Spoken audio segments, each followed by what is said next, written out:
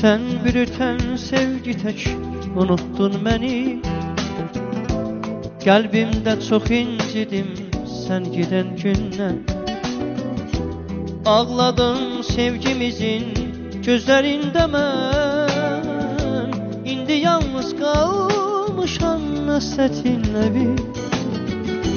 Sen bürüten sevgi tek unuttun beni. Kalbimde çok incidim sen giden günden. Ağladım sevgimizin gözlerinde ben. İndi yalnız kalmışam hasretinle bir. Her bir öten seherden gözledim seni. Her bir öten günlerden özledim seni.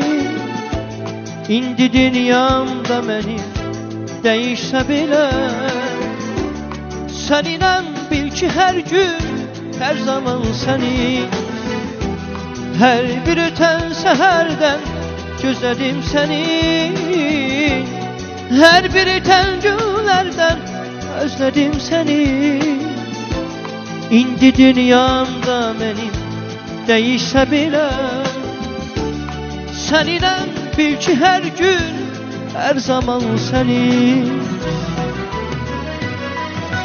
Seninle iller ötüp geçse de bil ki yalnız seninle. Menden uzak düşsen de sen beni düşünen. Ömrümün en güzel şirin nəğməsi sen. Onu bil, iller ötüp geçse de bil ki yalnız seninle. Menden uzak düşsen de sen beni düşünen. Ömrümün en güzel şirin nəğməsi seninle.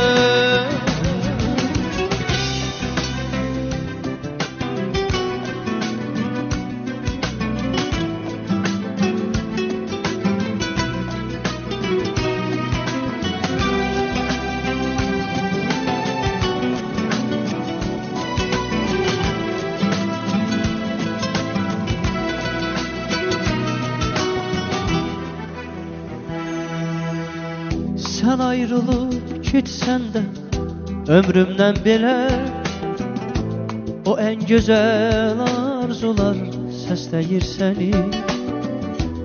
Payızdan ayrı düşen bir yarpaq kimin, soluram o sevgiden ayırma beni. Sen ayrılıp gitsen de ömrümden bile, o en güzel arzular səsləyir seni.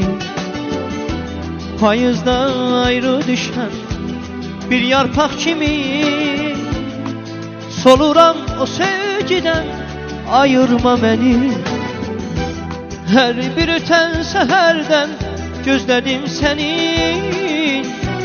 Her bir öten günlerden özledim seni.